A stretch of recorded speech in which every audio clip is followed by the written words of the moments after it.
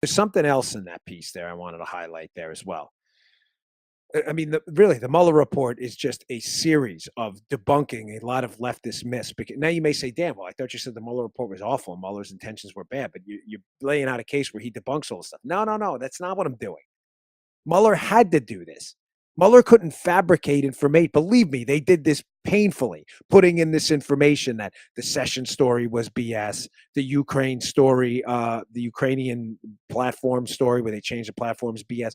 All this stuff they had to put in there because they had no evidence otherwise. But when they, even though they had no evidence, they still write these long stories about these Russian connections. That's my point. Paula, do me a favor. Text me. Is this making sense? What I'm basically trying to tell you, and I need you to understand, is when you read the report, you'll figure this out yourself.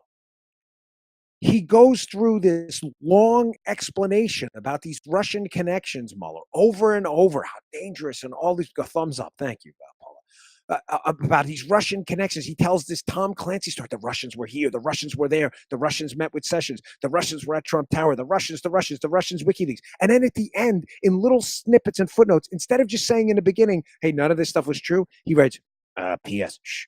And by the way, WikiLeaks didn't know they were Russian.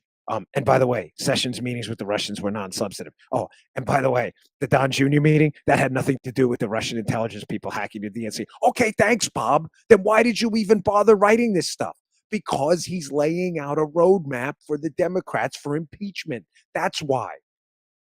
He was never investigating collusion. He was keeping an investigation open. He knew he was false, which he documents throughout this report in an effort to lay out steps to obstruct the investigation, even though he knew from the beginning it was all garbage. Please tell me this makes sense. Mueller knows immediately upon being hired in May of 2017. Now there's this White House meeting, by the way, with remember, he's at the White House with Rosenstein Mueller just the day before he's appointed with Mueller and Rosenstein is at the White House with Donald Trump, allegedly meeting about the FBI director position, which he's not even eligible for. I told you weeks ago what I thought that meeting was about.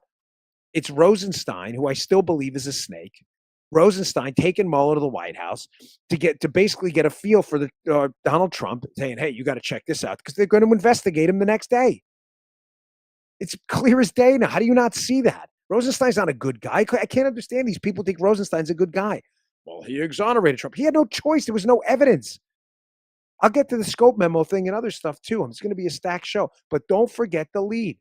Mueller goes on hundreds of pages of this Russian connection. And in one sentence at the end of nearly every one, he's like, and these connections are entirely BS. So why write it?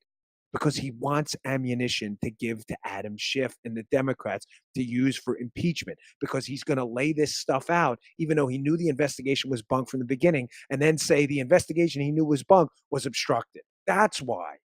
That's the whole point of this thing. Also, in that Sessions snippet from the Mueller report, there's another piece in there. Remember the story we were told about how Russian influence over the Trump campaign led the Trump campaign to change their platform on Ukraine. Let me just sum this up quickly. The RNC platform on Ukraine, there was a line inserted in there about providing lethal weapons to Ukraine, now an enemy of Russia. Russia invaded portions of eastern Ukraine, right? That was watered down, according to Democrats. And the Democrat story is, it was watered down because Trump was trying to help the Russians. We don't want to write in a platform we're going to provide the Ukrainians with lethal weapons. We can't do that because Trump loves the Russians. Well, now it turns out, as you can see here, the investigation not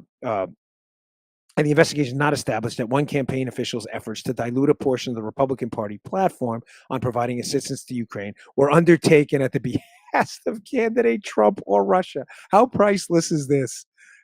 This is it goes on to explain how J.D. Gordon, a Trump campaign official, and this Diane Denman, this woman from, I believe, from Texas, how the thing was entirely between them. There was some confusion about what Trump's stance on Ukraine was, but it had nothing to do with Trump at all. Matter of fact, at one point it says that Gordon says he was on the phone with Trump, but there's no phone records of him even contacting Trump.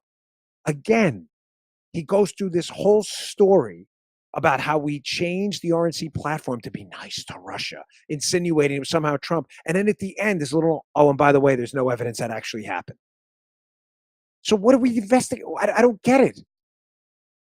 Why even bother? I don't understand why that's even in the report. Because they need a roadmap.